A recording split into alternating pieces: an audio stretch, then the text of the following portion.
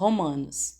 Eu, Paulo, escravo de Cristo Jesus, chamado para ser apóstolo e enviado para anunciar as boas novas de Deus, escrevo esta carta.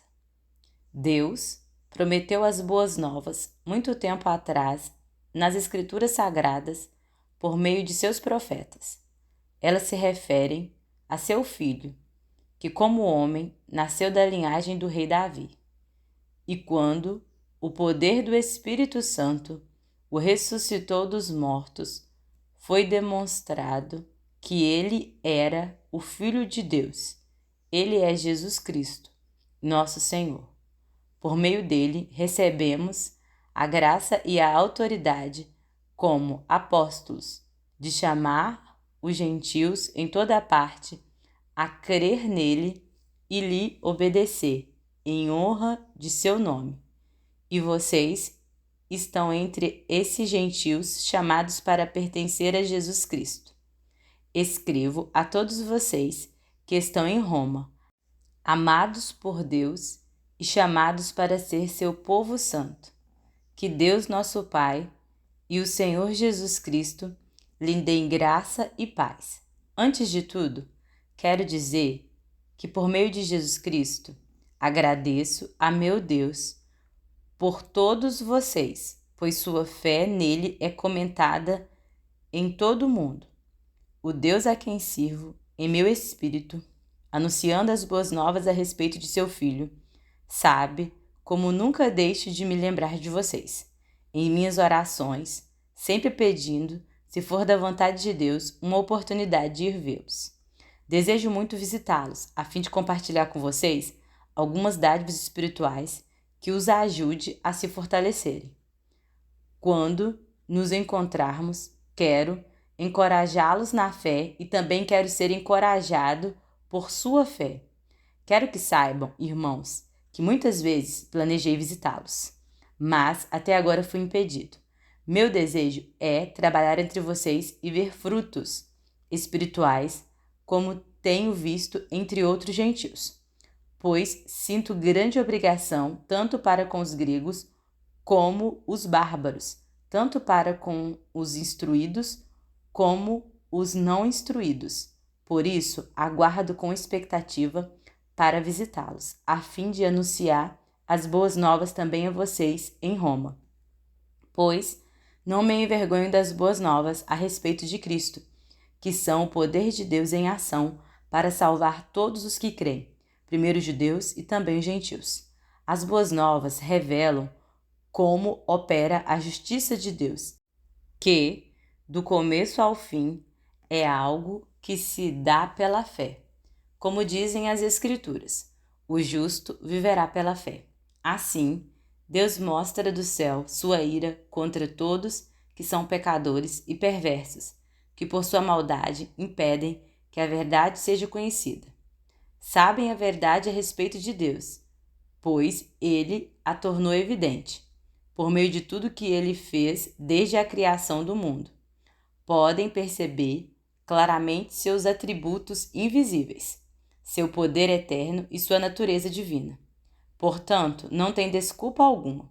Sim, eles conheciam algo sobre Deus, mas não o adoraram nem lhe agradeceram. Em vez disso, começaram a inventar ideias tolas e, com isso, sua mente ficou obscurecida e confusa. Dizendo-se sábios, tornaram-se tolos. Trocaram a grandeza do Deus imortal por imagens de seres humanos, mortais, bem como de aves, animais e répteis. Por isso, Deus os entregou aos desejos pecaminosos de seu coração. Como resultado, praticaram entre si coisas desprezíveis e degradantes com o próprio corpo. Trocaram a verdade sobre Deus pela mentira. Desse modo, adoraram e serviram coisas que Deus criou em lugar do Criador, que é digno de louvor eterno. Amém. Por isso, Deus os entregou a desejos vergonhosos. Até as mulheres trocaram sua forma natural de ter relações sexuais por práticas não naturais. E os homens, em vez de ter relações sexuais normais com mulheres, arderam de desejo uns pelos outros. Homens praticaram atos indecentes com outros homens e, em decorrência desse pecado, sofreram em si mesmo o castigo que mereciam. Uma vez que consideraram que conhecer a Deus era algo inútil, o próprio Deus os entregou a um inútil modo de pensar, deixando que fizessem coisas que jamais deveriam ser feitas. A vida deles se encheu de toda espécie de perversidade, pecado, ganância, ódio, inveja, homicídio, discórdia, engano, malícias e fofocas. Espalham calúnias, odeiam a Deus, são insolentes, orgulhosos e arrogantes. Inventam novas maneiras de pecar e desobedecem a seus pais. Não têm entendimento, quebram suas promessas, não mostram afeição nem misericórdia. Sabem que, de acordo com a justiça de Deus, quem pratica essas coisas merece morrer, mas ainda assim continuam a praticá-las. E o que é pior, incentivam outros a também fazê-lo. Talvez você pense que pode condenar esses indivíduos, mas é igual a eles e não tem desculpa. Quando diz que eles deveriam ser castigados, condena a si mesmo, porque você que julga os outros pratica as mesmas coisas. E sabemos que Deus, em sua justiça, castigará todos que praticam tais coisas. Uma vez que você julga os outros por fazerem essas coisas, o que o leva a pensar que evitará o julgamento de Deus ao agir da mesma forma? Não percebe quanto ele é bondoso, tolerante e paciente com você? Não vê que essas manifestações da bondade de Deus visam levá-lo ao arrependimento? Mas, por causa de seu coração rebelde, você se recusa a abandonar o pecado, acumulando ira sobre si mesmo, pois o dia da ira se aproxima, quando o justo juízo de Deus se revelará. Ele julgará cada um de acordo com seus atos, dará vida eterna àqueles que, persistindo em fazer o bem, buscam glória, honra e imortalidade, mas derramará ira e indignação sobre os que vivem para si mesmos, que se recusam a obedecer à verdade e preferem entregar-se a uma vida de perversidade. A todos que praticam o mal, ele trará aflição e calamidade, primeiro para os judeus e também para os gentios. Mas a todos que fazem o bem, ele dará glória, honra e paz, primeiro para os judeus e também para os gentios. Pois Deus não age com favoritismo. Assim, todos os que pecarem, mesmo não tendo a lei escrita de Deus, serão destruídos. E todos os que pecarem, estando sob a lei de Deus, de acordo com essa lei, serão julgados.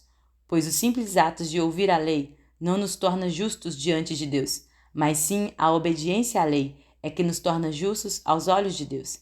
Até mesmo os gentios, que não têm a lei escrita, quando obedecem a ela instintivamente, mostram que conhecem a lei, mesmo não a tendo.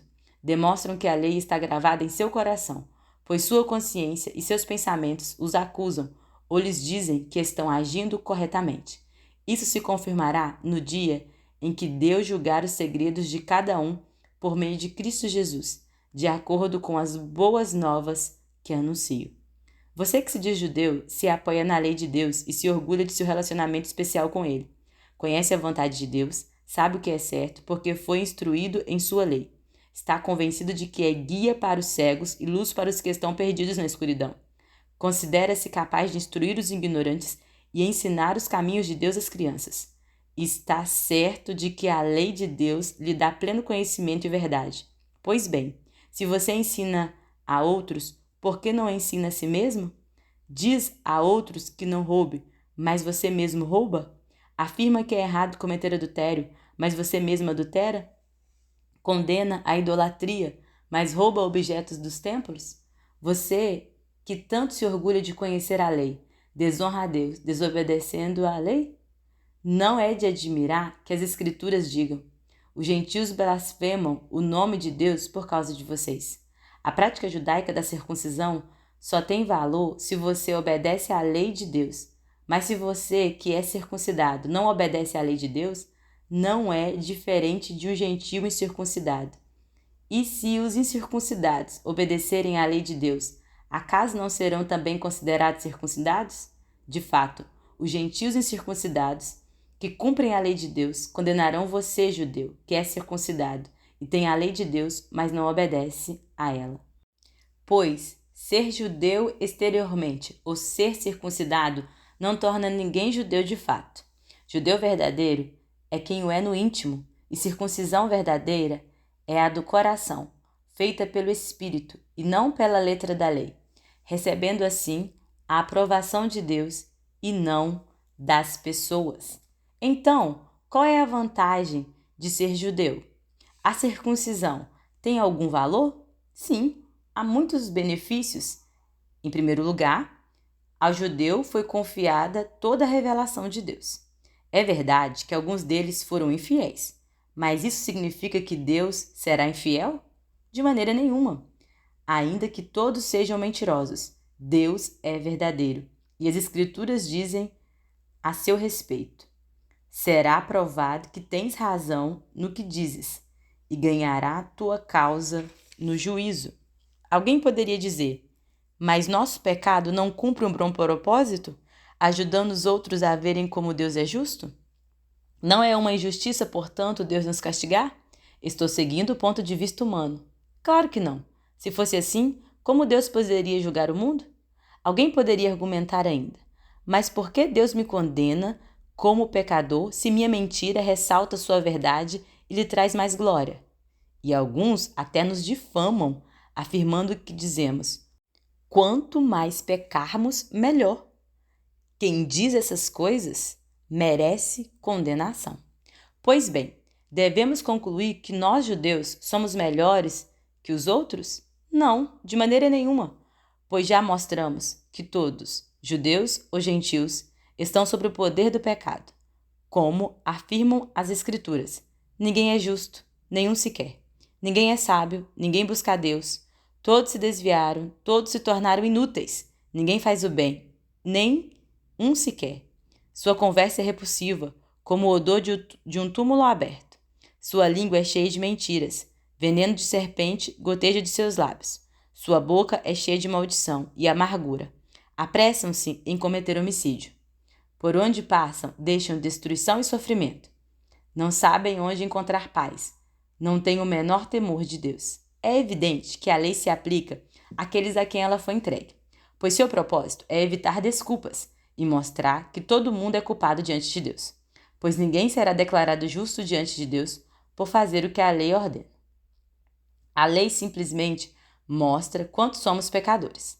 Agora, porém, conforme prometido na lei de Moisés e nos profetas, Deus nos mostrou como somos declarados justos diante dele, sem as exigências da lei. Somos declarados justos diante de Deus por meio da fé em Jesus Cristo, e isso se aplica a todos que creem, sem nenhuma distinção. Pois todos pecaram e não alcançaram o padrão da glória de Deus. Mas Ele, em sua graça, nos declara justos por meio de Cristo Jesus, que nos resgatou do castigo por nossos pecados.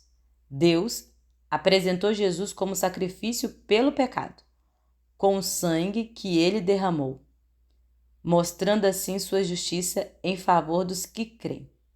No passado, Ele se conteve e não castigou os pecados antes cometidos, pois planejava revelar sua justiça no tempo presente. Com isso, Deus se mostrou justo, condenando o pecado, e justificador, declarando justo o pecador que crê em Jesus. Podemos então nos vangloriar de ter feito algo para sermos aceitos por Deus? Não, pois nossa absolvição não vem pela obediência à lei, mas pela fé. Portanto, somos declarados justos por meio da fé e não pela obediência à lei. Afinal, Deus é Deus apenas do judeu? Não é também Deus dos gentios? Claro que sim. Existe um só Deus, e Ele declara justos tanto judeus como gentios, somente pela fé. Então, se enfatizarmos a fé, quer dizer que podemos abolir a lei? Claro que não. Na realidade, é só quando temos fé que cumprimos verdadeiramente a lei. Do ponto de vista humano, Abraão foi o fundador de nossa nação. O que descobriu ele? Se suas obras o tivessem tornado justo, ele teria motivo para se vangloriar. mas não perante Deus, pois as Escrituras dizem: Abraão creu em Deus, e assim foi considerado justo. O salário daquele que trabalha não é um presente, mas um direito. Contudo, ninguém é considerado justo com base em seu trabalho, mas sim por meio de sua fé em Deus, que declara justo os pecadores. Davi também falou a esse respeito quando descreveu a felicidade daqueles que são considerados justos sem terem trabalhado para isso. Como são felizes aquele cuja desobediência é perdoada, cujos pecados são cobertos. Sim, como são felizes aqueles cujo pecado o Senhor não leva mais em conta. Por acaso, essa bênção é apenas para os judeus ou se estende também aos gentios incircuncidados? Já dissemos que Deus considerou Abraão justo por meio de sua fé. Mas como isso aconteceu? Ele foi considerado justo somente depois de ter sido circuncidado ou antes disso? Está claro que foi antes de ele ser circuncidado. A circuncisão era um sinal de que Abraão já possuía fé e de que Deus já o havia declarado justo, mesmo antes de ele ser circuncidado. Portanto, Abraão é o pai daqueles que têm fé, mas não foram circuncidados. Eles são considerados justos por causa de sua fé. E Abraão também é o pai daqueles que foram circuncidados, mas somente se tiverem o mesmo tipo de fé que Abraão tinha antes de ter sido circuncidado. A promessa de que Abraão e seus descendentes herdariam toda a terra não se baseou em sua obediência à lei de Deus, mas sim no fato dele ter sido considerado justo quando teve fé. Portanto, se a herança prometida é apenas para aqueles que obedecem à lei, a fé é desnecessária e a promessa anulada, pois a lei traz ira sobre aqueles que tentam obedecer a ela. A única forma de não quebrar a lei é não ter lei nenhuma para quebrar. É por isso que a promessa vem pela fé, para que ela seja segundo a graça, e assim alcance toda a descendência de Abraão, não somente os que vivem sobre a lei, mas todos que têm fé, como a que teve Abraão, pois ele é o pai de todos que creem, conforme aparece nas Escrituras. Eu fiz pai de muitas nações. Isso aconteceu porque Abraão creu no Deus que traz os mortos de volta à vida e cria coisas novas do nada. Mesmo quando não havia motivos para ter esperança, Abraão a manteve, crendo que se tornaria o pai de muitas nações, pois Deus lhe tinha dito: esse é o número de descendentes que você terá.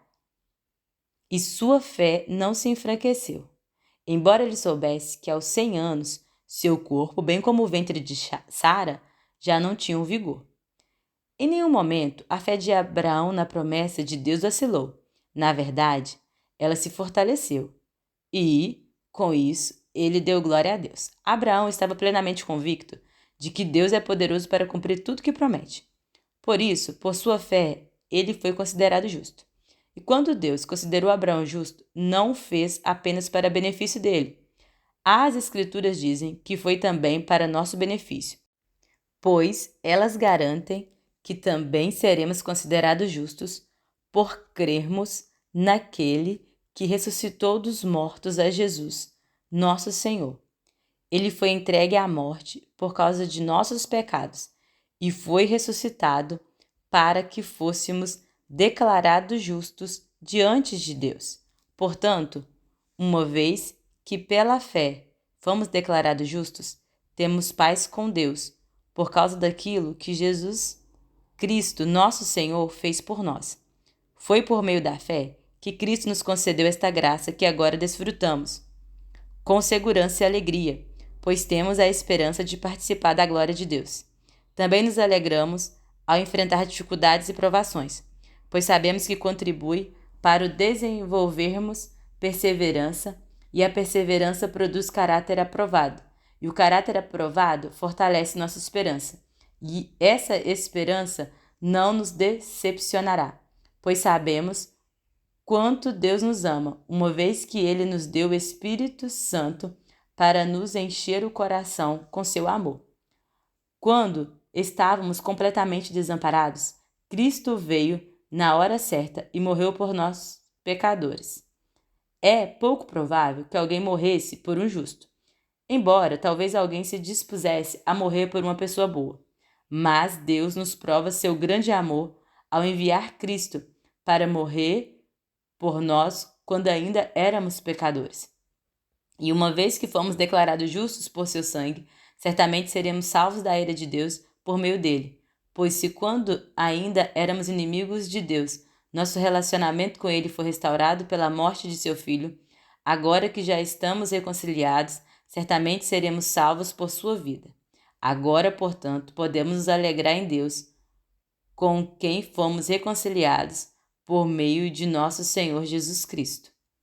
Quando Adão pecou, o pecado entrou no mundo e com ele a morte, que se estendeu a todos, porque todos pecaram. É fato que as pessoas pecaram antes que a lei fosse concedida, mas porque ela não existia, seus pecados não foram levados em conta. Mesmo assim, no tempo de Adão, até o de Moisés, todos morreram, incluindo os que não desobedeceram a uma ordem explícita de Deus, como Adão desobedeceu. Na verdade, Adão é um símbolo, uma representação daquele que ainda haveria de vir. Mas há uma grande diferença entre o pecado de Adão e a dádiva de Deus, pois o pecado de um único homem trouxe morte para muitos. Ainda maior, porém, é a graça de Deus e sua dádiva que veio sobre muitos por meio de um único homem, Jesus Cristo. E o resultado da dádiva de Deus é bem diferente do resultado do pecado de um único homem.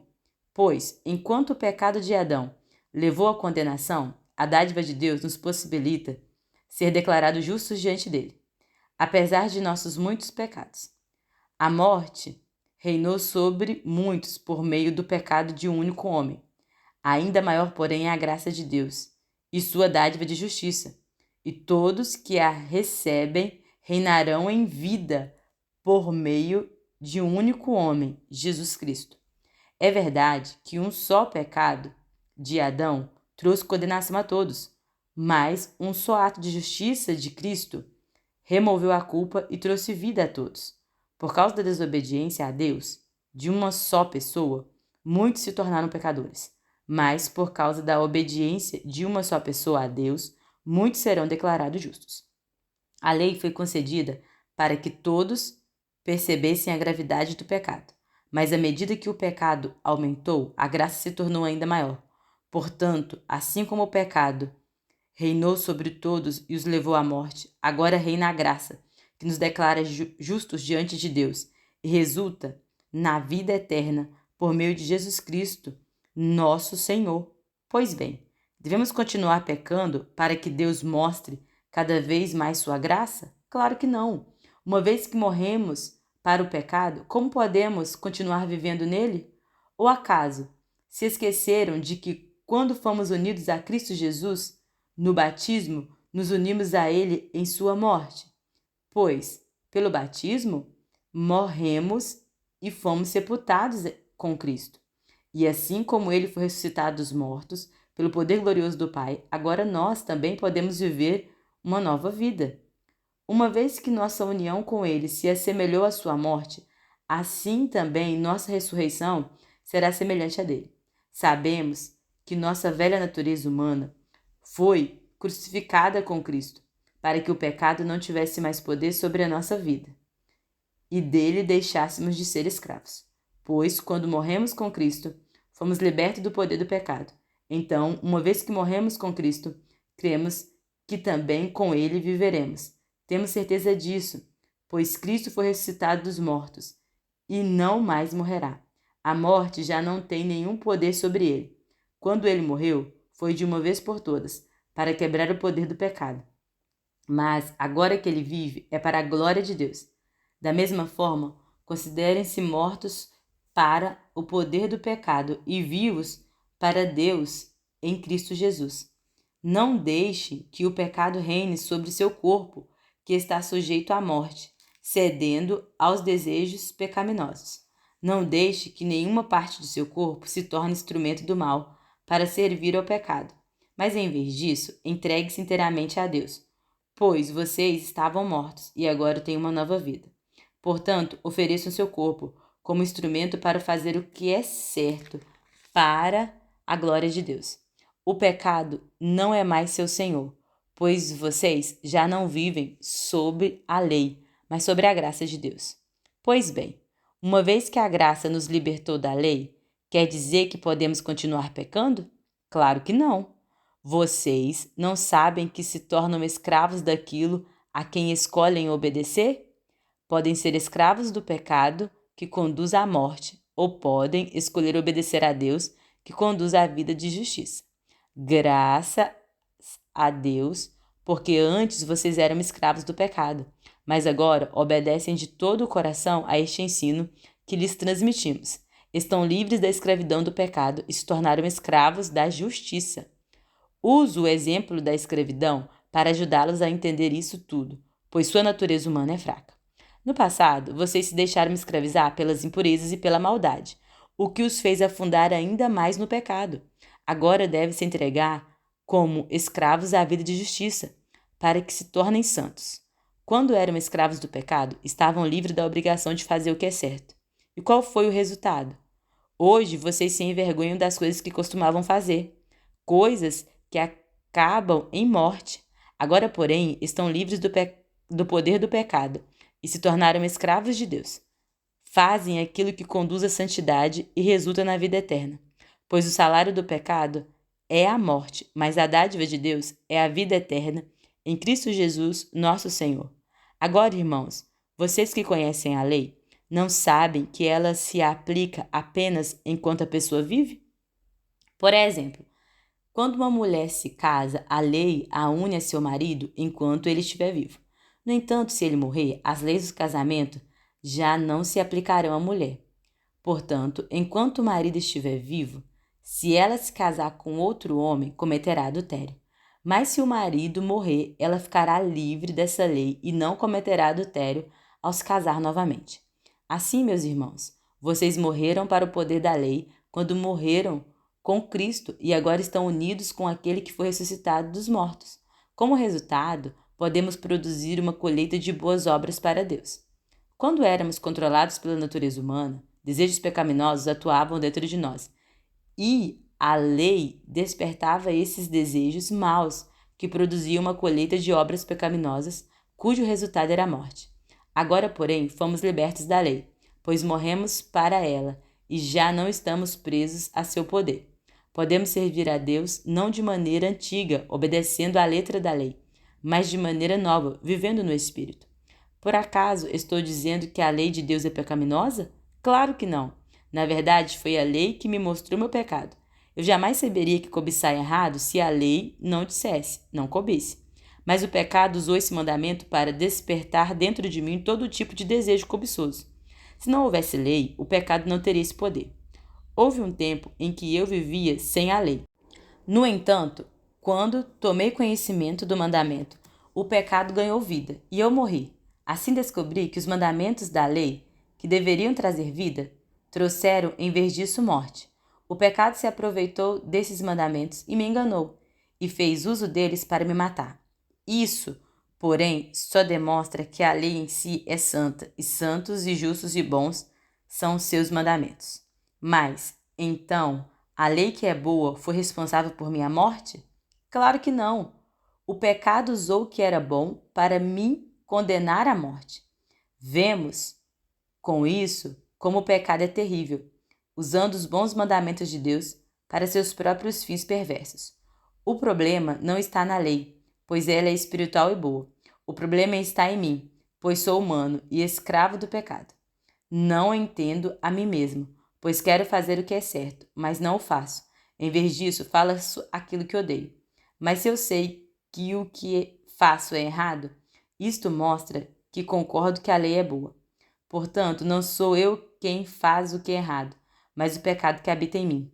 E eu sei que em mim, isto é, em minha natureza humana, não há nada de bom, pois quero fazer o que é certo, mas não consigo. Quero fazer o bem, mas não o faço. Não quero fazer o que é errado, mas ainda assim o faço. Então, Se faço o que não quero, na verdade, não sou eu quem o faz, mas o pecado que habita em mim. Assim, descobri esta lei em minha vida. Quando quero fazer o que é certo, percebo que o mal está presente em mim. Amo a lei de Deus de todo o coração. Contudo, há outra lei dentro de mim que está em guerra contra a minha mente e me torna escravo do pecado que permanece dentro de mim. Como sou miserável! Quem me libertará deste corpo mortal dominado pelo pecado? Graças a Deus, a resposta está em Jesus Cristo, nosso Senhor. Na mente, quero de fato obedecer à lei de Deus, mas por causa de minha natureza humana, sou escravo do pecado. Agora, portanto, já não há nenhuma condenação para os que estão em Cristo Jesus. Pois em Cristo Jesus, a lei do Espírito que dá vida os libertou da lei do pecado que leva à morte. A lei não era capaz de nos salvar por causa da fraqueza de nossa natureza humana. Por isso, Deus fez o que a lei era incapaz de fazer, ao enviar seu Filho, na semelhança de nossa natureza humana pecaminosa, e apresentá-lo como sacrifício por nosso pecado. Com isso, declarou o fim do domínio do pecado sobre nós, de modo que nós, que agora não seguimos mais nossa natureza humana, mas sim o Espírito, possamos cumprir as justas exigências da lei. Aqueles que são dominados pela natureza humana pensam em coisas da natureza humana, mas os que são controlados pelo Espírito pensam em coisas que agradam o Espírito. Portanto, permitir que a natureza humana controle a mente resulta em morte, mas permitir que o Espírito controle a mente resulta em vida e paz. Pois a mentalidade da natureza humana é sempre inimiga de Deus. Nunca obedeceu à lei de Deus e nunca obedecerá. Por isso, aqueles que ainda estão sob o domínio de sua natureza humana não podem agradar a Deus. Vocês, porém, não são controlados pela natureza humana, mas pelo Espírito, se de fato o Espírito de Deus habita em vocês. E se alguém não tem o Espírito de Cristo, a ele não pertence. Uma vez que Cristo habita em vocês, embora o corpo morra por causa do pecado, o Espírito lhe dá vida, porque vocês foram declarados justos diante de Deus. E se o Espírito de Deus, que ressuscitou Jesus dos mortos, habita em vocês, o Deus que ressuscitou Cristo Jesus dos mortos dará vida a seu corpo mortal, por meio desse mesmo Espírito que habita em vocês. Portanto, irmãos, vocês não têm de fazer o que sua natureza humana lhe pede. Porque se viverem de acordo com as exigências dela, morrerão. Se, contudo, pelo poder do Espírito fizerem morrer as obras do corpo, viverão. Porque todos que são guiados pelo Espírito de Deus são filhos de Deus. Pois vocês não receberam um espírito que os torne de novo escravos medrosos, mas sim o Espírito de Deus, que os adotou como seus próprios filhos. Agora nós o chamamos Abba, Pai. Pois o seu Espírito confirma o nosso Espírito que somos filhos de Deus. Se somos seus filhos, então somos seus herdeiros e, portanto, co-herdeiros com Cristo. Se de fato participamos de seu sofrimento, participaremos também de sua glória. Considero que nosso sofrimento de agora não é nada comparado com a glória que ele nos revelará mais tarde, pois toda a criação aguarda com grande expectativa o dia em que os filhos de Deus serão revelados. Toda a criação, não por vontade própria, foi submetida por Deus a uma existência fútil, na esperança de que, como os filhos de Deus, a criação seja gloriosamente liberta da decadência que a escraviza. Pois sabemos que até agora toda a criação geme, como em dores de parto, e nós, os que cremos, também gememos, embora tenhamos o Espírito em nós, como antecipação da glória futura. Pois aguardamos ansiosos pelo dia em que desfrutaremos nossos direitos de adoção, incluindo a redenção de nosso corpo. Recebemos essa esperança quando fomos salvos. Se já temos alguma coisa, não há necessidade de esperar por ela. Mas se esperamos por algo que ainda não temos, devemos fazê-lo com paciência e confiança. E o Espírito nos ajuda em nossas fraquezas, pois não sabemos orar segundo a vontade de Deus, mas o próprio Espírito intercede por nós com gemidos que não podem ser expressos em palavra. E o Pai, que conhece cada coração, sabe quais são as intenções do Espírito, pois o Espírito intercede por nós, o povo santo, segundo a vontade de Deus. E sabemos que Deus faz todas as coisas cooperarem para o bem daqueles que o amam e que são chamados de acordo com o seu propósito. Pois Deus conheceu de antemão aos seus e os predestinou para se tornarem semelhantes à imagem de seu Filho, a fim de que ele fosse o primeiro entre muitos irmãos. Depois de predestiná-los, ele os chamou, e depois de chamá-los, os declarou justo, e depois de declarar os justos, lhe deu sua glória. Que podemos dizer diante de coisas tão maravilhosas? Se Deus é por nós, quem será contra nós? Se ele não poupou nem mesmo seu próprio filho, mas o entregou por todos nós, acaso não nos dará todas as outras coisas?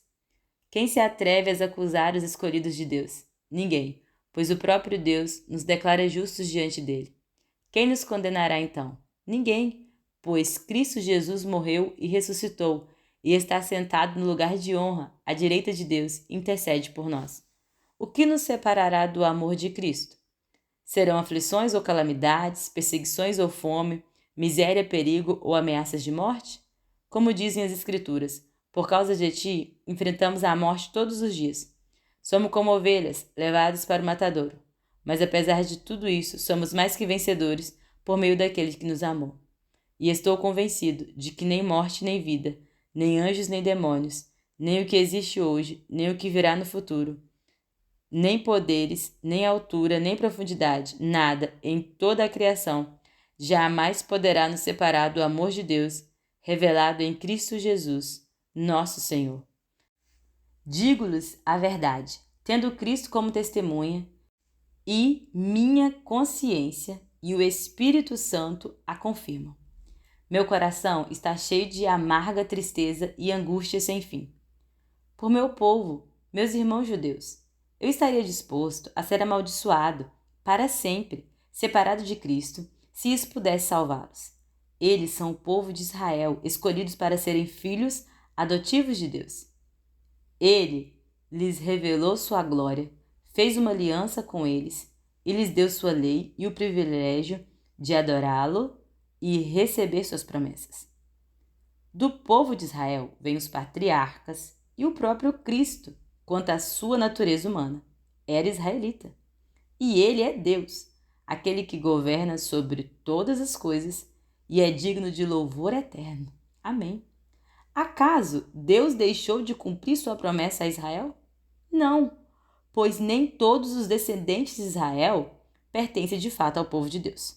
Só porque são descendentes de Abraão, não significa que são verdadeiramente filhos de Abraão, pois as Escrituras dizem: Isaque é o filho de quem depende a sua descendência.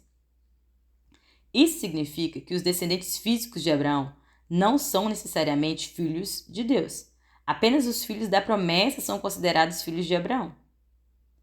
Pois Deus havia prometido: voltarei por esta época e Sara terá um filho. Esse fato não é único. Também Rebeca ficou grávida de nosso antepassado Isaque e deu à luz gêmeos, antes de eles nascerem. Porém, antes mesmo de terem feito qualquer coisa, boa ou má, ela recebeu uma mensagem de Deus.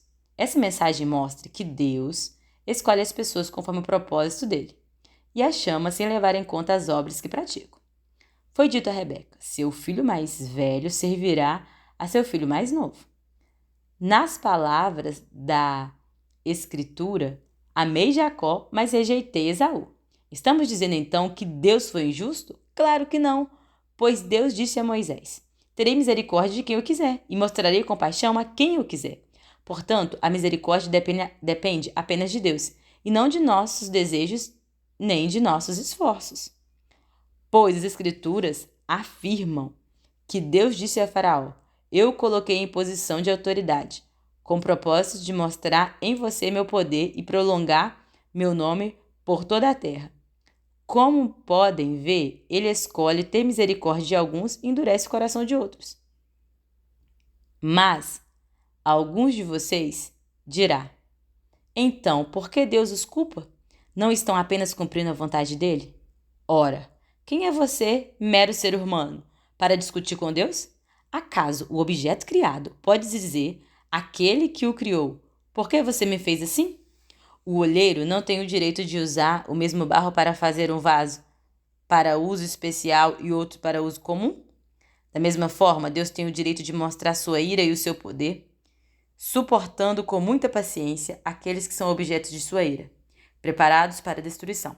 Ele age deste modo para que a riqueza de sua glória brilhe em esplendor ainda maior sobre aqueles dos quais ele tem misericórdia, aqueles que ele preparou previamente para a glória. E nós estamos entre os que ele chamou, tanto dentre os judeus como dentre os gentios. A esse respeito, Deus diz na profecia de Oséias: chamei meu povo, aqueles que não eram meu povo, e amarei aqueles que antes eu não amava. E também, no lugar onde lhes foi dito: vocês são meu povo, eles serão chamados filhos do Deus vivo. E a respeito de Israel, o profeta Isaías clamou: embora o povo de Israel seja numeroso como a areia do mar, apenas um remanescente será salvo, pois o Senhor executará sua sentença sobre a terra de modo rápido e decisivo. E como Isaías tinha dito em outra passagem, se o Senhor dos Exércitos não houvesse poupado alguns de nossos filhos, teríamos sido exterminados como Sodoma e destruídos como Gomorra. Que significa tudo isso? Embora os gentios não buscassem seguir as normas de Deus, foram declarados justos, e isso aconteceu pela fé.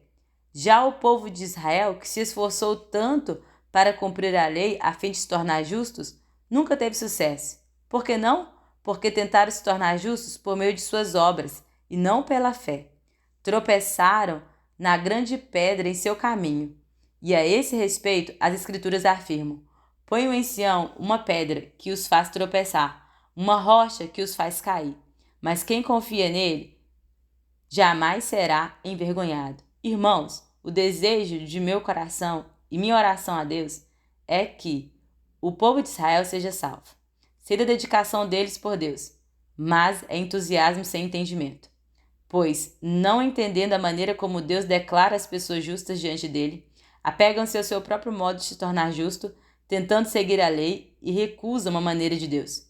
Pois Cristo é o propósito para o qual a lei foi dada. Como resultado, todo o que nele crê é declarado justo. Moisés escreve que o modo pelo qual a lei torna alguém justo exige obediência a todos os mandamentos.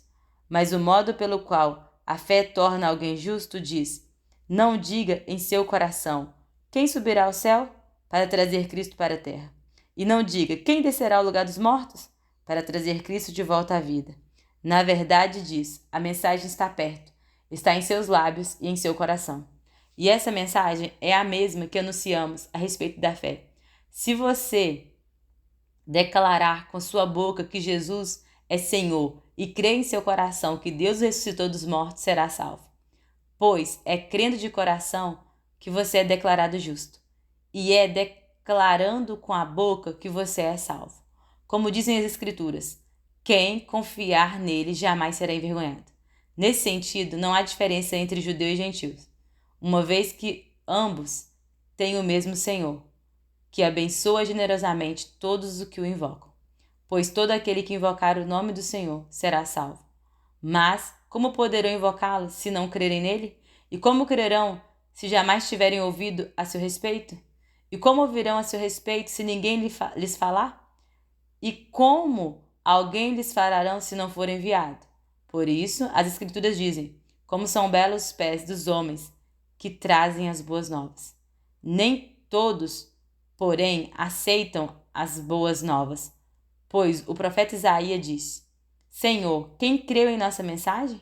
Portanto, a fé vem por ouvir, isto é, por ouvir as boas novas a respeito de Cristo.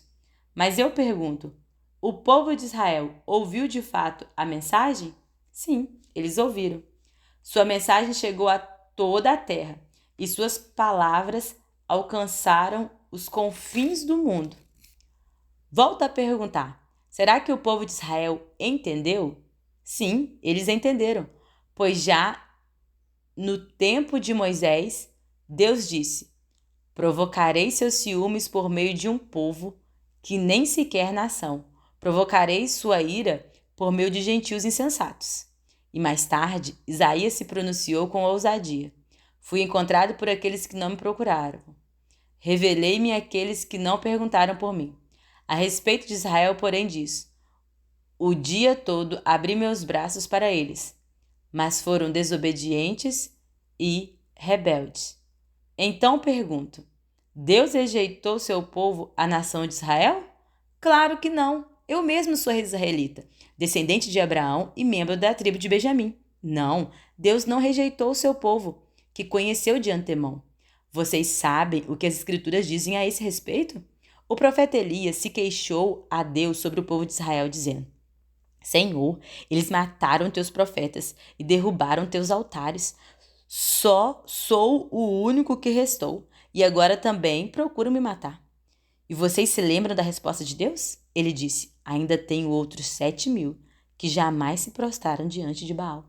O mesmo acontece hoje, pois uns poucos do povo de Israel permaneceram fiéis, escolhidos pela graça de Deus.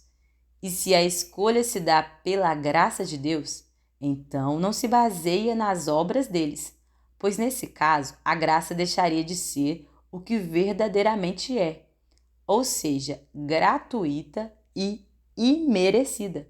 Portanto, a situação é essa. A maioria do povo de Israel não encontrou o que tanto buscava, mas uns poucos, aqueles que Deus havia escolhido, o encontraram, enquanto o coração dos demais foi endurecido. Como dizem as Escrituras, Deus os fez cair em sono profundo, até hoje. Fechou-lhe os olhos para que não vejam e tampou-lhes os ouvidos para que não ouçam. Da mesma forma, Davi disse: que sua mesa farta se transforme em laço e em armadilhas que o façam pensar que tudo vai bem. Que seus privilégios os façam tropeçar e que recebam o que merecem. Que seus olhos se escureçam para que não vejam e que suas costas fiquem escurecidas para sempre. Acaso o povo de Deus tropeçou e caiu sem possibilidade de se levantar? Claro que não. Foram desobedientes e, por isso, Deus tornou a salvação acessível aos gentios, para que seu próprio povo sentisse ciúmes.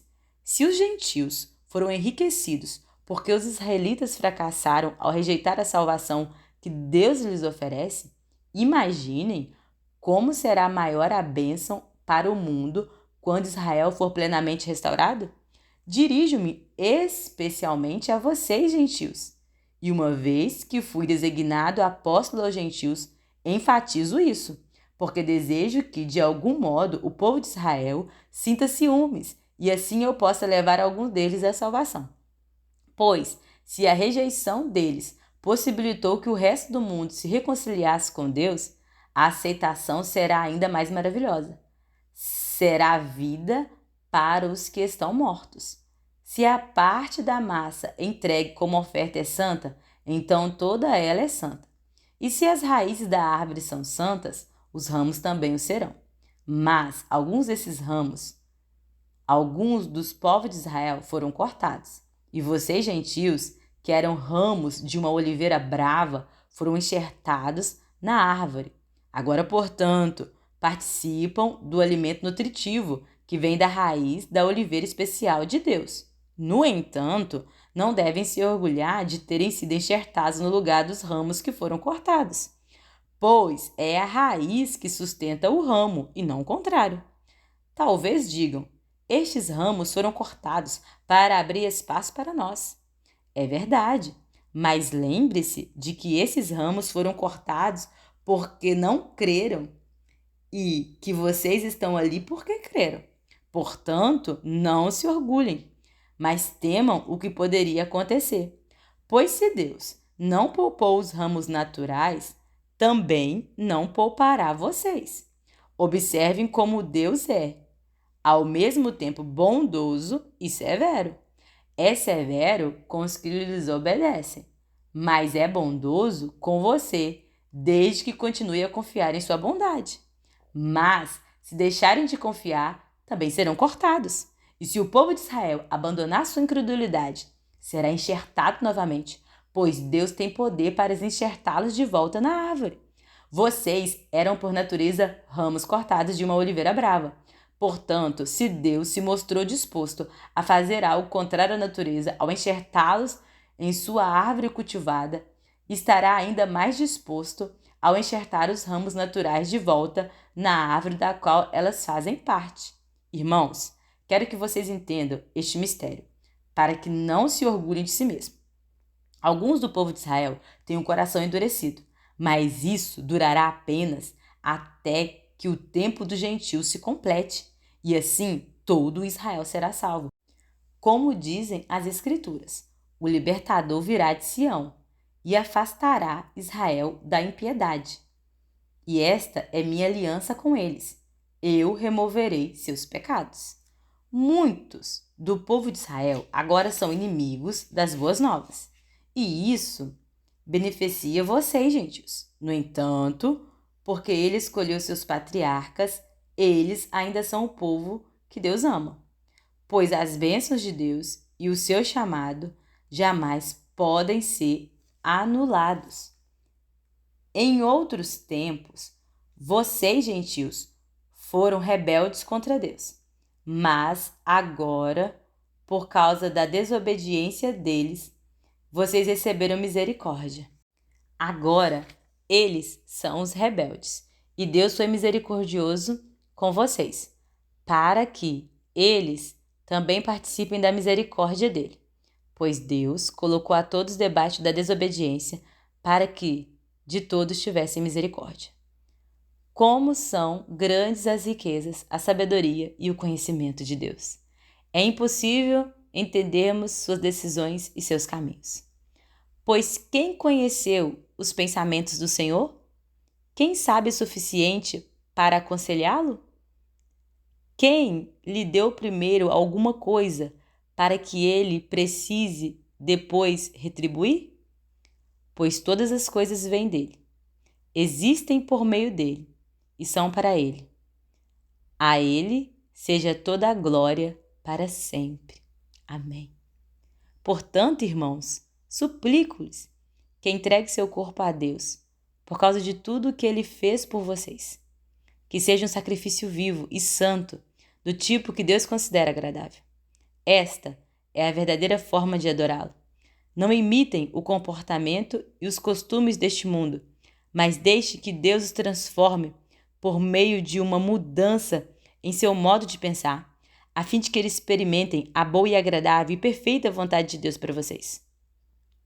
Com base na graça que recebi, dou a cada um de vocês a seguinte advertência: não se considerem melhores do que realmente são. Antes sejam honestos em sua avaliação, medindo-se de acordo com a fé que Deus nos deu. Da mesma forma que nosso corpo tem vários membros e cada membro uma função específica, assim é também com o corpo de Cristo. Somos membros diferentes do mesmo corpo e todos pertencemos uns aos outros. Deus, em sua graça, nos concedeu diferentes dons. Portanto, se você tiver a capacidade de profetizar, faça-o de acordo com a proporção de fé que recebeu. Se tiver o dom de servir, sirva com dedicação. Se for mestre, ensine bem. Se seu dom consiste em encorajar pessoas, encoraje-as. Se for o dom de contribuir, dê com generosidade.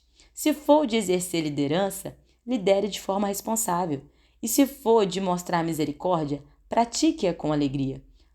Amem as pessoas sem fingimento. Odeiem tudo o que é mal. Apegue-se firmemente ao que é bom. Amem-se com amor fraternal e tenham prazer em honrar uns aos outros. Jamais sejam preguiçosos, mas trabalhem com dedicação e sirvam ao Senhor com entusiasmo. Alegrem-se em nossa esperança. Sejam pacientes nas dificuldades e não parem de orar.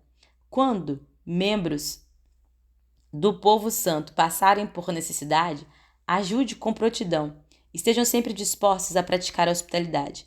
Abençoe aqueles que os perseguem. Não os amaldiçoem, mas orem para que Deus os abençoe. Alegrem-se com os que se alegram e chorem com os que choram. Vivam em harmonia uns com os outros. Não sejam orgulhosos, mas tenham amizade com gente de condição humilde. E não pense que sabem tudo. Nunca paguem o mal com o mal. Pensem sempre em fazer o que é melhor aos olhos de todos. No que depender de vocês, vivam em paz com todos. Amados, nunca se viguem, deixem que a ira de Deus se encarregue disso. Pois assim dizem as Escrituras: a vingança cabe a mim. Eu lhe darei o trono, diz o Senhor. Pelo contrário, se seu inimigo estiver com fome, dê-lhe de comer. Se estiver com sede, dê-lhe de beber. Ao fazer isso, amontarás brasa viva sobre a cabeça dele. Não deixe que o mal os vença, mas vença o mal praticando o bem. Todos devem sujeitar-se às autoridades, pois toda autoridade vem de Deus, e aqueles que ocupam cargos de autoridade foram ali colocados por ele. Portanto, quem se rebela contra a autoridade se rebela contra o Deus que a instituiu e será punido. Pois as autoridades não causam temor naqueles que fazem o que é certo, mas sim nos que fazem o que é errado. Você deseja viver livre do medo das autoridades? Faça o que é certo, e elas o honrarão. As autoridades estão a serviço de Deus, para o seu bem. Mas se você estiver fazendo algo errado, é evidente que deve temer, pois elas têm o poder de puni-los. Pois estão a serviço de Deus, para castigar os que praticam o mal. Portanto, sujeite-se a elas, não apenas para evitar a punição, mas também para manter a consciência limpa. É por esse motivo também que vocês pagam impostos, pois as autoridades estão ao serviço de Deus no trabalho que realizam. Deem a cada um o que lhe é devido. Paguem os impostos e tributos àqueles que os recolhem, e honrem e respeitem as autoridades. Não devam nada a ninguém, a não ser o amor uns pelos outros. Quem ama seu próximo, cumpre os requisitos da lei de Deus, pois os mandamentos dizem: não cometa adultério, não mate, não roube, não cobice. Esses e outros mandamentos semelhantes se resumem num só: ame seu próximo como a si mesmo. O amor não faz o mal ao próximo, portanto o amor cumpre todas as exigências da lei de Deus. Tudo isso é ainda mais urgente, porque vocês sabem como é tarde. O tempo está se esgotando. Despertem, pois nossa salvação está mais próxima agora do que quando cremos no início. A noite está quase acabando e logo vem o dia. Portanto, deixem-se de lado as obras das trevas, como se fossem roupas sujas, e vistam a armadura da luz. Uma vez que pertencemos ao dia, vivamos com decência à vista de todos. Não participem de festanças desregradas, de bebedeiras, de promiscuidade sexual e de práticas imorais. E não se envolvam em brigas nem em invejas. Em vez disso, revistam-se do Senhor Jesus Cristo e não fiquem imaginando forma de satisfazer os desejos pecaminosos. Aceitem os que são fracos na fé e não discutam sobre as opiniões deles acerca do que é certo ou errado. Por exemplo, um irmão crê que não é errado comer qualquer coisa. Outro, porém, que é mais fraco, come somente legumes e verduras. Quem se sente à vontade para comer de tudo não deve desprezar quem não faz. E quem não come certos alimentos não deve condenar quem o faz, pois Deus os aceitou. Quem são vocês para condenar os servos de outra pessoa? O Senhor deles julgará se estão em pé ou se caíram, e com a ajuda de Deus ficarão em pé e receberão a aprovação dele. Da mesma forma, há quem considere um dia mais sagrado que o outro, enquanto outros acreditam que todos os dias são iguais. Cada um deve estar plenamente convicto do que faz. Quem adora a Deus num dia especial, o faz para honrá-lo. Quem come qualquer tipo de alimento também o faz para honrar o Senhor, uma vez que dá graças a Deus antes de comer. E quem se recusa a comer certos alimentos, deseja igualmente agradar ao Senhor, e por isso dá graças a Deus. Pois não vivemos nem morremos para nós mesmos. Se vivermos, é para honrar o Senhor. Se morremos, é para honrar o Senhor. Portanto, quer vivamos, quer morramos, pertencemos ao Senhor. Por isso, Cristo morreu e ressuscitou, para ser Senhor, tanto dos vivos como dos mortos. Então, por que você julga o outro, irmão? Por que o despreza? Lembre-se de que todos nós compareceremos diante do tribunal de Deus. Pois, as Escrituras dizem: tão certo como eu vivo, diz o Senhor, todo joelho se dobrará para mim, e toda língua declarará lealdade a Deus. Assim, cada um de nós será responsável por sua vida diante de Deus. Portanto, deixemos de julgar uns aos outros. Em vez disso, resolvamos viver de modo a nunca fazer um irmão tropeçar e cair. Eu sei e estou convencido, com base na autoridade do Senhor Jesus, que nenhum alimento é por si mesmo impuro. Mas se alguém considera errado ingerir determinado alimento, para essa pessoa ele é impuro. E se outro irmão se aflige em razão do que você come ao ingerir esse alimento, você não age com amor. Não deixe que sua comida seja a causa da perdição de alguém por quem Cristo morreu. Desse modo, você não será criticado por fazer algo que a seu ver é bom, pois o reino de Deus não diz respeito ao que comemos ou bebemos, mas a uma vida de justiça, paz e alegria no Espírito Santo. Se servirem a Cristo com essa atitude, agradarão a Deus e também receberão a aprovação das pessoas. Portanto, tenhamos como alvo a harmonia e procuremos edificar uns aos outros. Não destruam a obra de Deus por causa da comida. Embora todos os alimentos sejam aceitáveis, é errado comer algo que leve alguém a tropeçar. É melhor deixar de comer carne ou de beber vinho ou de fazer qualquer outra coisa que leve o irmão a tropeçar. Você tem direito às suas convicções, mas guarde isso entre você e Deus. Felizes são aqueles que não se sentem culpados por fazer algo que considera correto. Mas se você tem dúvida quanto ao que deve ou não comer, será culpado se comer, pois vai contra suas convicções. Se faz qualquer coisa sem convicção, está pecando. Nós que somos fortes devemos ter consideração pelos fracos e não agradar a nós mesmos. Devemos agradar ao próximo, visando ao que é certo, com a edificação deles como alvo, pois Cristo não viveu para agradar a si mesmo. Como dizem as Escrituras, os insultos dos que o insultam caem sobre mim. Essas coisas foram registradas há muito tempo para nos ensinar, e as Escrituras nos dão paciência e ânimo para mantermos a esperança. Que Deus, aquele que concede paciência e ânimo, os ajude a viver em completa harmonia uns com os outros, como convém aos seguidores de Cristo Jesus. Então, todos vocês poderão se unir em uma só voz para louvar e glorificar a Deus, ao Pai de nosso Senhor Jesus Cristo. Portanto, aceitem uns aos outros como Cristo os aceitou, para que Deus seja glorificado.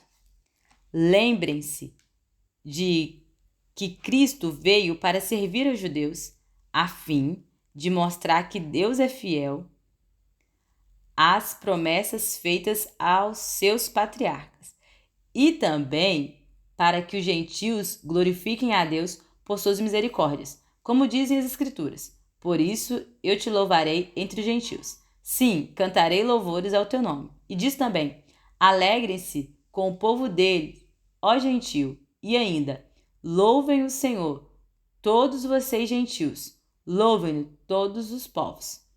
E, em outra parte, o profeta Isaías diz: virá o herdeiro do trono de Davi e reinará sobre os gentios.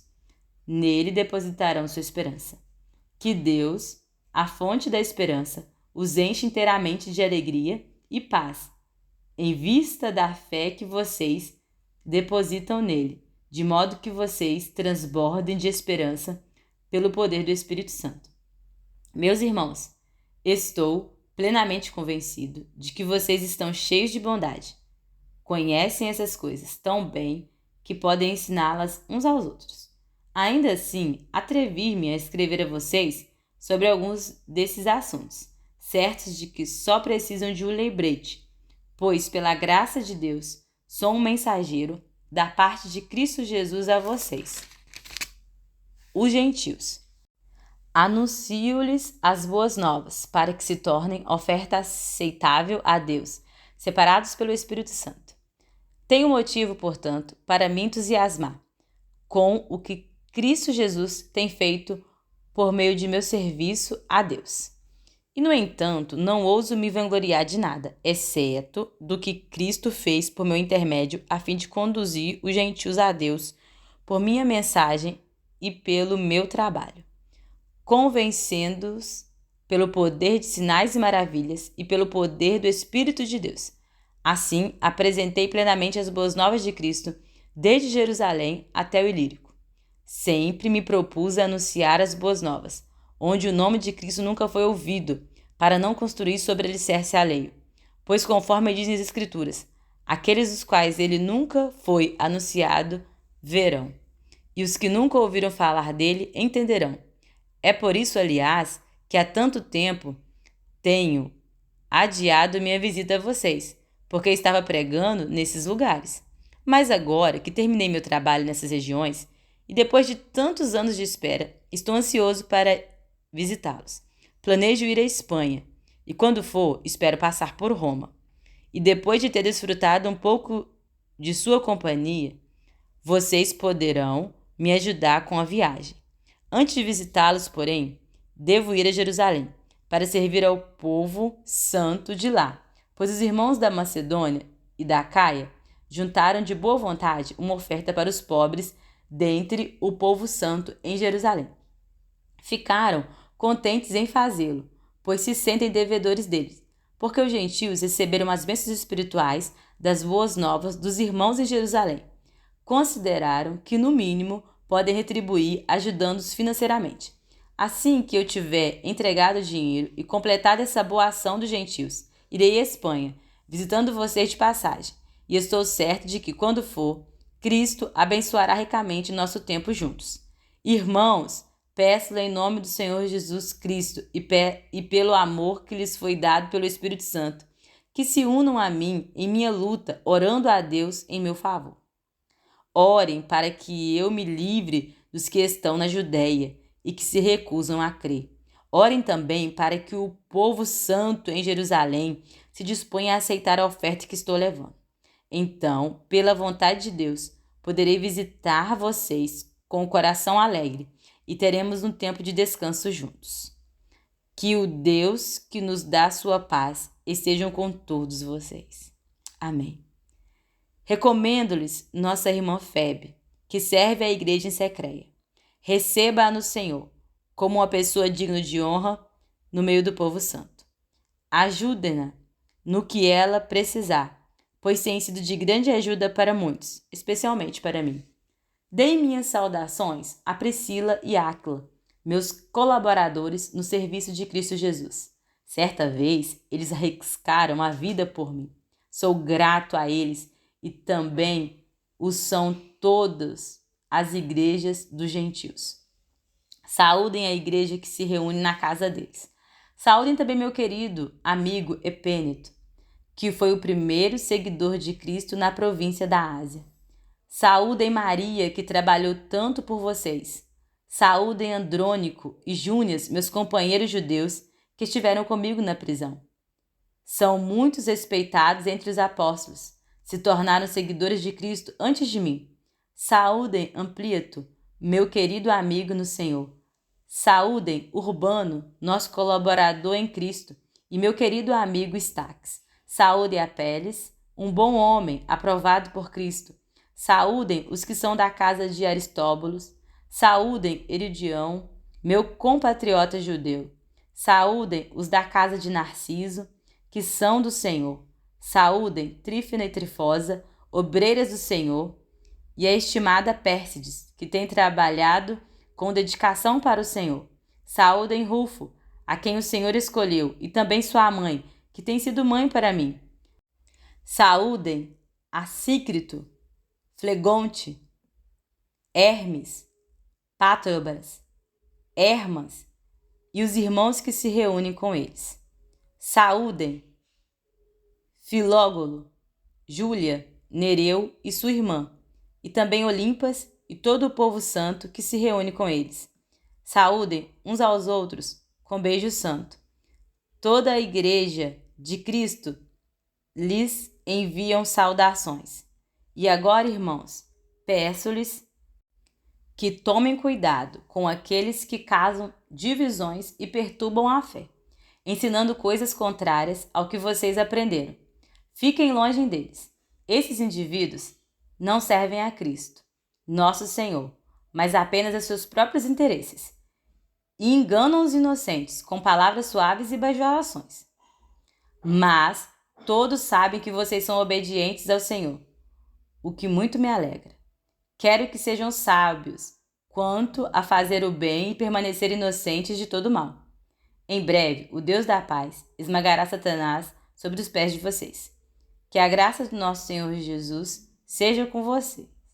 Timóteo, meu colaborador, lhe envia saudações, bem como Lúcio, Jason, Sosípatro, meus compatriotas judeus. Eu, Tércio, que escrevo essa carta para Paulo, também o envio minhas saudações no Senhor. Gaio o saúda.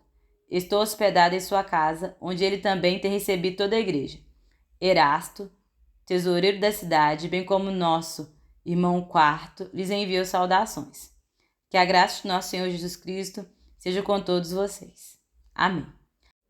Toda a glória seja a Deus, que pode fortalecê-los, como afirma as boas novas. Essa mensagem a respeito de Jesus Cristo revelou seu plano, mantido em segredo desde o princípio dos tempos, mas que agora, como os escritos dos profetas predisseram e o Deus eterno ordenou, é anunciado aos gentios de toda a parte, a fim de que eles também possam crer nele e lhe obedecer. Toda a glória para sempre ao Deus único e sábio, por meio de Jesus Cristo. Amém.